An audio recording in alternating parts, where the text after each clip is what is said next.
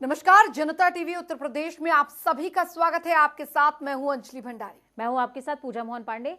तो बुलेटिन की शुरुआत करेंगे। चलिए, तो बात यहां पर सबसे पहले करते हैं राजधानी लखनऊ की, क्योंकि राजधानी लखनऊ में आज सीएम योगी ने आंध्र प्रदेश के आदिवासी बच्चों के समूह से मुलाकात की। आपको बता दें कि दरअसल 6 फरवरी को आंध्र प्रदेश के 21 बच्चों का जो दल है वो भारत भ्रमण पर निकला था, जो कि पिछले तकरीबन एक हफ्ते से उत्तर प्रदेश के विभिन्न जिलों में भ्रमण कर रहा है। इन बच्चों के उत्तर प्रदेश में होने की खबर जैसे ही मुख्यमंत्री को पता चली तो उन्होंने व्यवस्था के बावजूद भी लखनऊ से बाहर होते हुए भी इन बच्चों से के न सिर्फ रहने खाने का इंतजाम करवाया, बल्कि इन बच्चों के लिए होली की मिठाई भी भिजवाई। और आपको बता दें कि बच्चे आंध्र प्रदेश के प्रकाशम जिले में टाइगर रिजर्व श्रीलम के अंदरूनी हिस्से में बसे एक छोटे से चेचू आदिवासियों के गांव पल्लुतला के हैं।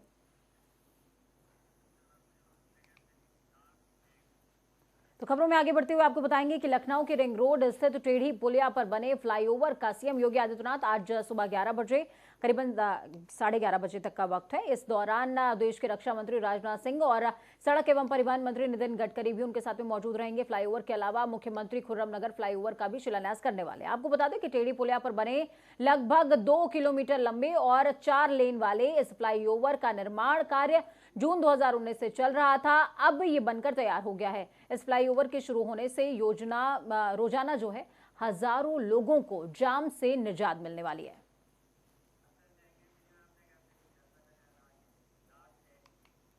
और चलिए आप बात करेंगे लगातार कोरोना के बढ़ते मामलों की। उत्तर प्रदेश में इसका क्या कुछ हाल बना हुआ है उसमें बात कर लेते हैं।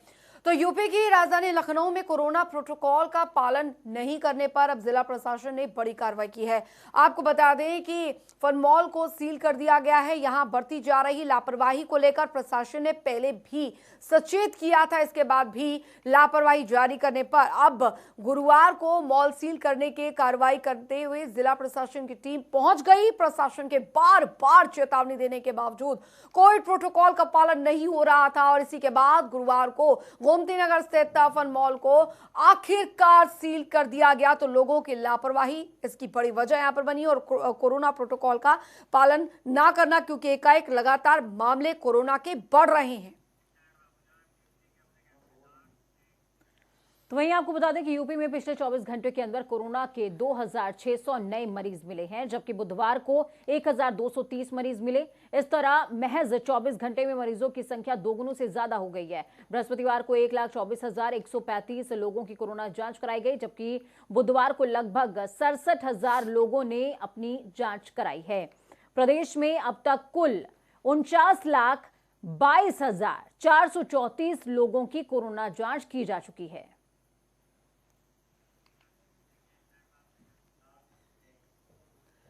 तो उत्तर प्रदेश में तेजी से बढ़ रहे कोरोना वायरस संक्रमण को देखते हुए अब विश्वविद्यालय और साथ ही कॉलेज में अब ऑनलाइन क्लासेस चलाने का फैसला कुलपति पर छोड़ दिया गया है। आपको ये भी बता दें कि अब कुलपति की संस्तुति पर जिलाधिकारी स्थितियों का आकलन करते हुए ही कैंपस बंद करने का निर्णय लेंगे और साथ ही दोनों की आपसी सहमति से ही ऑनलाइन क्लासेस भी जो है वो संचालित की जाएंगी। इस खबर पर ज्यादा जानकारी के लिए अनूप हमारे संवाददाता लाइव जुड़ चुके हैं हमारे साथ में। अनूप, क्या कुछ अपडेट है आपके पास? मौजूदा वक्त में फन मॉल सील हो चुका है, लगातार कार्रवाई की जा रही है, मामले जो हैं वो दोगुने से ज्यादा सामने आ चुके हैं, मौतों का सिलसिला लगातार जारी, प्रशासन की क्या तैयारी? और देखिए पूजा, लगातार जिस तरीके से चौंकाने वाले आंकड़े लखनऊ में आ रहे थे, जिसको लेकर कल सीएम की जो बैठक हुई उसमें काफी सख्त नाराज हुए सीएम और लगातार उसके बाद जिला प्रशासन ने कार्रवाई करना शुरू कर दिया। लखनऊ में बड़े जो मॉल हैं उनको समेत करीब 7 मॉलों को, प्रतिष्ठानों को सील कर दिया गया है। लगातार मॉनिटरिंग की जा रही है और लगातार छापेमारी की जा रही है सार्वजनिक स्थानों पर कि जहां पर कोरोना कायदे कानून का पालन नहीं हो रहा है वहां पर कार्रवाई की जा रही है। वहीं अगर देखा जाए तो लगातार स्कूलों पर जिस तरीके से ग्रहण लगा है, अब को जो यूनिवर्सिटियां हैं, महाविद्यालय हैं, उन पर कहीं न कहीं नई एडवाइजरी जारी की गई है कि जिस तरीके से वहां पर पढ़ाई और जिस तरह चलती थी, अगर डीएम और कुलपति और दोनों सामंजस्य बना करके वहां भी पढ़ाई ऑनलाइन कराई जा सकती है, लेकिन वहां पर बिना मास्क के प्रवेश वर्जित हो जाएगा। इस तरीके से तमाम जो नियम कायदे कानून फिर से एडवाइजरी जारी की गई है। वहीं जिस तरीके से लखनऊ में तमाम न्यायालय हैं उनको 24 घंटे के लिए बंद कर दिया गया है, क्योंकि वकील काफी वहां पर संक्रमित निकले थे, जिसके बाद ये निर्णय लिया गया। हाईकोर्ट समेत सभी जितने न्यायालय लखनऊ में है 2 दिन के लिए बंद कर दिया गया है। वहां कोर्ट सैनिटाइज कराया जाएगा, उसके बाद पुनः जो न्यायालय की प्रक्रिया शुरू हो पाएगी। ठीक उसी प्रकार से अगर बात करें पूजा, सामाजिक जो सरकारी संस्थान है, चाहे सचिवालय की बात करें या फिर माध्यमिक शिक्षा की बात करें, लगातार विभागों में कोरोना संक्रमित जो लोग हैं वो फैल रहे हैं, जिसकी वजह से लगातार उनकी सीलिंग की भी कार्रवाई चल रही। जाहिर तौर पर अनूप, लेकिन उत्तर प्रदेश में अगर बात की जाए अन्य राज्यों के मुकाबले तो यहाँ पर केसेस की किस तरीके की अभी जो संख्या है वो यहाँ पर बनी हुई है, स्वास्थ्य विभाग कितना यहाँ पर अलर्ट है, और खासकर सार्वजनिक स्थान जहाँ पर सबसे ज्यादा चिंता बनी हुई है, एक मॉल भी सील कर दिया गया है, वहां को लेकर क्या गाइडलाइंस जारी की गई है? और देखिए अंजलि, जिस तरीके से जिला प्रशासन ने कल कार्रवाई शुरू की है, पहले फन मॉल में भी छापा पड़ा था जिस पर एक नोटिस दी गई थी, और नोटिस में उन्होंने जवाब दिया था कि यहाँ पर कोरोना के कायदे कानून का पालन होता है। कल छापा जब दोबारा जिला प्रशासन ने मारा तो वहां पर जो जिस तरीके से वहां पर नोटिस के बाद उन्होंने जवाब दिया था वो सिर्फ कागजी कार्रवाई था। इसके बाद लगातार कार्रवाई होती चली गई। धीरे धीरे लखनऊ में जितने भी प्रतिष्ठानित जहां पर छापे पड़े थे और कहीं न कहीं कोरोना कायदे कानून का अनदेखी कर रहे थे, उनको 7 प्रतिष्ठानों को सील कर दिया गया है। फिलहाल जिस तरीके से आपने ठीक है, चलिए अनूप, आप हमारे साथ इस खबर पर बने रहे, बहुत बहुत शुक्रिया इसके लिए, आगे भी बने रहिए क्योंकि अन्य खबरों पर भी आपकी आवश्यकता होगी। तो आपको बता दें कि उच्च शिक्षण संस्थानों के लिए गाइडलाइन जारी हो चुके हैं। ठीक इसी तरीके से सार्वजनिक स्थलों के लिए भी उत्तर प्रदेश में गाइडलाइन जारी हो चुकी है। तो जिस तरीके से कोरोना की चर्चा सूबे के अंदर नजर आ रही है, ठीक उसी तरीके से एक और व्यक्ति है जिसकी चर्चा हो रही है। वो कौन है? वो है गैंगस्टर मुख्तार अंसारी। जी हां, मुख्तार अंसारी को कल पंजाब की रोपड़ जेल से मोहाली कोर्ट में, आपको बता दें कि हाल ही में पेश किया गया। मुख्तार को जिस एम्बुलेंस से कोर्ट में पेश किया गया उसको लेकर के एक बड़ा खुलासा भी हुआ है। वो एम्बुलेंस यूपी की थी और श्याम संजीवनी अस्पताल के नाम पर रजिस्टर्ड है। मऊ में इसी नाम का अस्पताल डॉक्टर अलका राय के नाम से है, जिसके बाद आज महिला जिला अस्पताल में तैनात डॉक्टर अलका राय से मीडिया ने खास बातचीत करी थी। उन्होंने साफ तौर पर कहा कि इस एम्बुलेंस से उनका कोई संबंध नहीं है।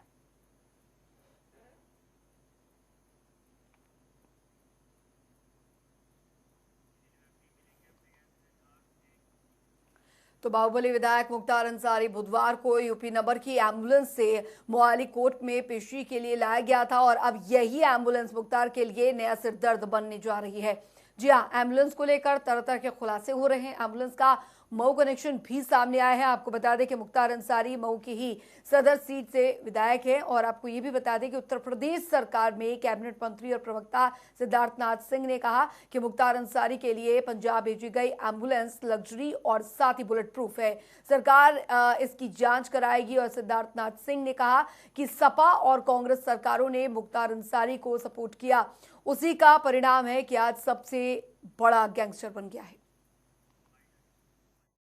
पिछले एक आध दिनों में गैर प्रांत में प्रयोग की जा रही एक तथाकथित एम्बुलेंस का प्रकरण मीडिया के द्वारा संज्ञान में लाया गया है। ये एम्बुलेंस का जो रजिस्ट्रेशन नंबर है वो बाराबंकी का दिखाया जा रहा है। इस संबंध में आज संबंधित विभागों से आख्या प्राप्त की गई है और अब तदुपरांत इसमें आख्या के अनुसार अग्रिम विधिक कार्रवाई सुनिश्चित की जाएगी। तो खबरों में आगे बढ़ेंगे। मुख्तार अंसारी को पंजाब से यूपी जेल लाने को लेकर के आनंद स्वरूप शुक्ला ने क्या कुछ कहा है, सुनिए। कांग्रेस का जो डीएनए है वो जो भी समाज विरोधी तत्व है, विशेष रूप से जो इस्लामिक आतंकवादी हैं, उनके साथ कांग्रेस खड़ी रही है और आज भी उसी लिए कांग्रेस अपने उसी चरित्र का निर्वहन करते हुए एक माफिया सरगना इस्लामिक आतंकवादी मुख्तार अंसारी के साथ खड़ी है, जो अत्यंत निंदनीय है। तो ये तो कांग्रेस के डीएनए के बारे में आपने बता दिया। यूपी सरकार का जो डीएनए है उससे भी बड़ा आजकल डरे हुए हैं मुख्तार अंसारी। आजकल इनकाउंटर बहुत ज्यादा होता है। उत्तर प्रदेश में पूज्य योगी जी की सरकार जब से आई है, यहाँ जो सनातन आस्था, सनातन संस्कृति के विरुद्ध जो लोगों ने भी खड़ा होने की कोशिश किया, जो भारत के संविधान के खिलाफ खड़ा होने की कोशिश जिन लोगों ने किया है, उनके खिलाफ योगी जी की सरकार, योगी जी की पुलिस ने कड़ी कार्रवाई की है। इसीलिए उत्तर प्रदेश में आज जो माफिया सरगना पहले से थे, प्रदेश छोड़ करके चले गए हैं। जो अन्य कहीं हैं, मैंने पहले भी कहा है, आज भी कह रहा हूं कि पंजाब की जेल में जो बकरा छुपा हुआ है, उसकी अम्मी बहुत दिनों तक खैर नहीं मना पाएंगी। योगी जी की सरकार, योगी जी की पुलिस उसे खींच के लाएगी। तो मुख्तार अंसारी की पेशी के दौरान 12 नंबर के एम्बुलेंस मामले में अब एमएलए अलका राय का बयान सामने आया है, जिसमें कि उन्होंने क्या कुछ कहा, सुनिए। जी, हम भी देखे थे टीवी में, न्यूज़ के माध्यम से, आप लोगों से भी पता चला, मीडिया बंधुओं से, कि वहाँ पे एम्बुलेंस के जो यूपी का नंबर है जी।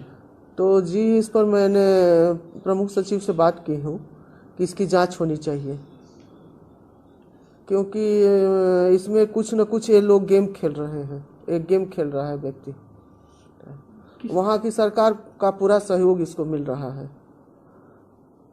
और पंजाब सरकार यूपी के नंबर के या यूपी के एम्बुलेंस से उसको ट्रांसपोर्ट कर रही है अस्पताल से जेल, या जेल से अस्पताल और कोर्ट तक जी। तो उत्तर प्रदेश सरकार से आपने क्या मांग की है? मैंने जांच के लिए मांग की हूँ कि जांच होना चाहिए, ये एम्बुलेंस कहाँ से, हाँ जी, कहाँ से पहुँची है, किस माध्यम से पहुँची है वहाँ पे। और ये भी बात सामने आ रही है कि ये जो एम्बुलेंस जिस हॉस्पिटल के नाम पे रजिस्टर्ड है वो भी गलत है जी। ये भी पता चला है कि वो फर्जी है। तो वहीं आपको बता दें कि पंजाब की रोपड़ जेल में बंद बाहुबली मुख्तार अंसारी को उत्तर प्रदेश लाने के लिए पुलिस की विशेष टीम गठित करके भेजे जाने की अटकलों पर अधिकारियों ने विराम लगा दिया। जी हां, पंजाब पुलिस ही मुख्तार को बांदा जेल में दाखिल कराएगी। बांदा जेल प्रशासन ने इसे लेकर अपनी तैयारियां भी पुख्ता कर ली हैं। पुलिस, हम आपको बता दें कि यूपी के बाहुबली नेता मुख्तार अंसारी को उत्तर प्रदेश भेजे जाने के सुप्रीम कोर्ट के आदेश के बाद ही बांदा जेल में सुरक्षा के अतिरिक्त बंदोबस्त शुरू हो गए हैं। सूत्रों का कहना है कि जेल के आसपास भी सुरक्षा का कड़ा घेरा इख्तियार किया गया है। कारागार मुख्यालय के अधिकारियों का साफ तौर पर कहना है कि यहां जेल में मुख्तार अलग सेल में रखा जाएगा, जहां सुरक्षा के बेहद कड़े इंतजाम होंगे। हालांकि पंजाब पुलिस मुख्तार को लेकर कब आएगी, इस बात की पुष्टि अभी तक नहीं हुई है। एडीजी प्रशांत कुमार का साफ तौर पर कहना है कि पंजाब पुलिस ने मुख्तार अंसारी को यूपी लाने को लेकर अभी तक फिलहाल कोई सूचना नहीं दी है। इस खबर पर ज्यादा जानकारी के लिए संजीव हमारे साथ में लाइव जुड़ चुके हैं। संजीव, क्या कुछ अपडेट है पूरे मामले में आपके पास, क्योंकि एम्बुलेंस का मामला जिस तरीके से उठा उसके बाद बाराबंकी में एफआईआर भी दर्ज हुई है पूरे मामले को लेकर के? बिल्कुल पूजा जी, देखिए सबसे बड़ी बात तो यह है कि जनता टीवी की खबर का असर हुआ है। जिस तरीके से एम्बुलेंस के पूरे मामले को हमने दिखाया कि संजीवनी जो हॉस्पिटल है उसकी डॉक्टर अलका राय के नाम पर ये एम्बुलेंस रजिस्टर्ड है और इसका जो फिटनेस है वो 2017 में खत्म हो चुका है। यानी कि इस पूरे मामले में कई किरदार हैं, चाहे डॉक्टर अलका राय हो या फिर भारतीय जनता पार्टी की विधायक अलका राय एमएलए हो या फिर अतुल राय। जिस तरीके से अतुल जो सांसद हैं उन्होंने साफ तौर पर आरोप लगाया था कि यदि प्रयागराज की नैनी जेल में मुख्तार अंसारी को लाया जाता है तो उनकी जान को खतरा हो सकता है। ऐसे में जो मुख्तार अंसारी है पूरी तरीके से सरकार के पहलेदार अपनी सरकार चलाता रहा है और जिस तरीके से इस पूरे मामले को लेकर अब राजनीति शुरू हो गई है पूजा जी, आप समझिए कि सिद्धार्थनाथ सिंह सामने आते हैं और वो साफ तौर पर कहते हैं कि पंजाब में उनकी एक जांच टीम जाएगी और वो ये जांच करेगी कि आखिर एम्बुलेंस की गुत्थी क्या है। बिल्कुल संजीव, लेकिन मुख्तार को कब तक यूपी जेल में शिफ्ट किया जाएगा, इसको लेकर भी संशय अभी तक बरकरार है। बिल्कुल, देखिए अपनी खराब स्वास्थ्य का हवाला देते हुए, कोविड-19 का हवाला देते हुए जिस तरीके से मुख्तार अंसारी लगातार 8 बार उत्तर प्रदेश की टीम को निराश कर चुका है। अब नया मामला शुरू हुआ है पंजाब में, जो रंगदारी मांगने का मामला है उसमें चार्जशीट दाखिल की गई है। उसमें उन्होंने कोर्ट को बताया है, मुख्तार अंसारी ने गिड़गिड़ाया जज के सामने, मुख्तार अंसारी की मेरी स्वास्थ्य जो है मेरा खराब है, मैं उत्तर प्रदेश तक की यात्रा नहीं कर सकता हूं। जज ने उसकी याचिका स्वीकार कर ली है और 12 तारीख उसमें लगी है, 12 तारीख को सुनवाई होनी है। यानी पंजाब की जो कोर्ट है वो साफ तौर पर ये तय करेगी कि आखिर मुख्तार अंसारी उत्तर प्रदेश में कब तक आता है, क्योंकि जिस तरीके से सुप्रीम कोर्ट ने आदेश दिया था। संजीव, आप हमारे साथ बने रहिए, आगे भी खबर में आपकी जरूरत होगी। तो मुख्तार, बहुत बड़ा सिरदर्द उत्तर प्रदेश और पंजाब दोनों के लिए बनता जा रहा है और सबसे बड़ा ट्विस्ट लेकर के आई है एम्बुलेंस, वो एम्बुलेंस जिसके खिलाफ अब बाराबंकी में FIR फिलहाल दर्ज हो चुकी है।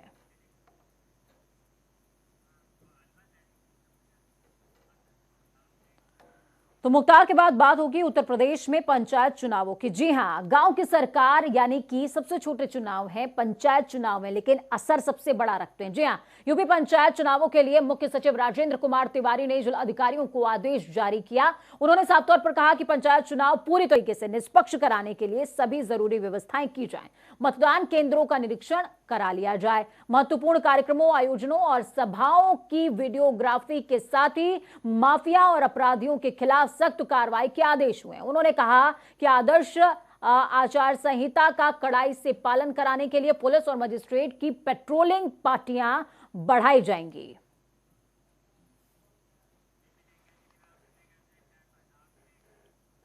उधर यूपी में जिला पंचायत चुनाव का बिगुल बज चुका है और इस पर जहां पर दूसरी पार्टियां अपने तरीके से मजबूत प्रत्याशी उतारने के प्रयास में जुटी हैं, वहीं कांग्रेस के राष्ट्रीय महासचिव प्रियंका गांधी वाड्रा ने भी इस पर सीधी निगाह बनाने की तैयारी कर ली है, जिसके लिए प्रियंका ने अपने 2 खास सिपह सलारों को जिम्मेदारी देकर प्रभारी बनाया है, जो पंचायत चुनाव में होने वाली हलचल की सीधे उन्हें सूचना देंगे। संजीव हमारे साथ में लाइव जुड़े हुए हैं, संजीव से ज्यादा जानकारी चाहेंगे। संजीव, जिस तरीके से प्रियंका गांधी की तरफ से ग्रास रूट लेवल पर लगातार काम किया जा रहा है और पहले भी बयान सामने आया है प्रियंका गांधी वाड्रा का, उन्होंने साफ तौर पर कहा कि संगठन जितना बड़ा होता जाएगा हमारी पहुंच उतनी पुख्ता होती जाएगी। अब इसी सेट फॉर्मेट पर, इसी रोड मैप पर काम कर रही है कांग्रेस। क्या लगता है इस रोड मैप पर काम करने का असर क्या पंचायत चुनावों में नजर आएगा क्या? पूजा जी, देखिए, प्रियंका गांधी की रैलियों में जिस तरीके की भीड़ जुटती है वो वोट में कन्वर्ट नहीं हो पाती। प्रियंका गांधी लगातार उत्तर प्रदेश की प्रभारी हैं और उन्होंने जो 2 सिपह सलारों को नियुक्त किया है उनमें एक राजस्थान के विधायक धीरज गुजर हैं, जबकि दूसरे जुबैर खान हैं। यानी उत्तर प्रदेश में पंचायत चुनावों की जिम्मेदारी पूरी तरीके से इनके कंधों पर होगी और कांग्रेस ये टेस्ट करेगी कि आखिर उत्तर प्रदेश में उनकी सियासी नब्ज का पारा कितना है। आज भारतीय जनता पार्टी अपने पंचायत चुनावों के उम्मीदवारों का ऐलान करेगी, क्योंकि कल और परसों 3 और 4 अप्रैल को नॉमिनेशन की प्रक्रिया अपनाई जाएगी पहले चरण के। तो कहीं ना कहीं 4 फॉर्मेट पर काम चल रहा है पूजा जी। सबसे अलग तो निर्वाचन आयोग अपनी तैयारी कर रहा है, दूसरा पॉलिटिकल पार्टीज इस बात को सुनिश्चित करने में लगी है कि आखिर किस तरीके के दमदार उम्मीदवार चुनावों में उतारे जाए कि जीत और लगातार आरोप प्रत्यारोप का जो दौर है वो भी संजीव जारी है। पार्टियां एक दूसरे पर, सत्ताधारी पार्टी विपक्षियों पर आरोप लगा रही है, विपक्षी सत्ताधारी पार्टी पर आरोप लगा रहे हैं। बहुत बहुत शुक्रिया हमारे साथ जुड़ने के लिए, अहम जानकारी ग्राम जीरो से साझा करने के लिए। उधर राजधानी लखनऊ में अजीत सिंह हत्याकांड में साजिश रचने के मामले में नामजद पूर्व सांसद धनंजय सिंह को 5 साल पुराने मामले में जमानत मिल गई है। फर्रुखाबाद के फतेहगढ़ सेंट्रल जेल में जमानत का आदेश मिलते ही पूर्व सांसद धनंजय सिंह को रिहा कर दिया गया है। जौनपुर के 5 साल पुराने मामले में लगभग 3 सप्ताह से आपको बताया फर्रुखाबाद की फतेहगढ़ सेंट्रल जेल में बंद बाहुबली पूर्व सांसद धनंजय सिंह को जमानत पर रिहा कर दिया गया, जिसके बाद उन्हें गुपचुप तरीके से धनंजय सिंह को समर्थक लेकर निकल गए और पुलिस को भनक तक नहीं लगी। तो इस खबर पर अनूप हमारे साथ में जुड़ चुके हैं। अनूप, धनंजय की रिहाई हो जाती है, पुलिस की नाक के नीचे से उनके समर्थक उनको उड़ा भी ले जाते हैं। आगे क्या कुछ सुनिश्चित होगा, क्योंकि गैंगस्टर बहुत बड़े हैं, वो बाहुबली हैं, नजर रखना तो जरूरी है ना? और बिल्कुल पूजा, जिस तरीके से धनंजय सिंह का वाकया आपने देखा, अजीत सिंह हत्याकांड में जिस तरीके से उनकी भूमिका थी, पुलिस ने पूरी बात जो है कोर्ट में रखी और कोर्ट ने NBW जारी किया था। हालांकि 25,000 का इनाम भी घोषित था। उसके बाद जो इनाम होने के बाद जब धनंजय सिंह को जानकारी मिली कि पुलिस अब तो उनको पकड़ ही लेगी, तो पुराने मामले यानी 2017 का जो मामला था खुटान थाना क्षेत्र का, उसमें एक जो जमानत जो बांड था उसको कैंसिल कराया और वहीं हाजिर हो गए थे। उसके बाद नैनी जेल में अपने जो आत्मरक्षा को लेकर उनको जान का खतरा बताकर वो फतेहगढ़ जेल में वहां पर ट्रांसफर हुआ था। ठीक उसके बाद आपने देखा कि तीन हफ्ते के बाद वहां पर उनको जमानत मिली है और उसके बाद वहां से रिहा हो गए हैं। लेकिन एक और पेच फंस रहा है पूजा इसमें, लखनऊ पुलिस को जिस तरीके से वहां पर जाकर के जो अजीत सिंह हत्याकांड मामले में जिस पर 25,000 का इनाम था वो वारंट वहां पर दाखिल कराना था, वो अभी तक वारंट नहीं दाखिल कराया है। इसमें जानकारी कल जिस तरीके से हमारी डीके ठाकुर यहाँ कमिश्नर से बात हुई तो उनका कहना था विवेचना का पार्ट है, विवेचना तय करेगा कि उसको किस तरीके से काम करना है। बिल्कुल, यानी और ये माना जाए अनूप कि कहीं ना कहीं धनंजय को बचाने में लूप होल्स हमेशा से रहे हैं। बहुत बहुत शुक्रिया हमारे साथ जुड़ने के लिए, हम जानकारी ग्राउंड जीरो से साझा करने के लिए। और चलिए इसी के साथ इस बुलेटिन में अभी के लिए फिलहाल इतना ही। बने रहिए जनता टीवी के साथ। नमस्कार।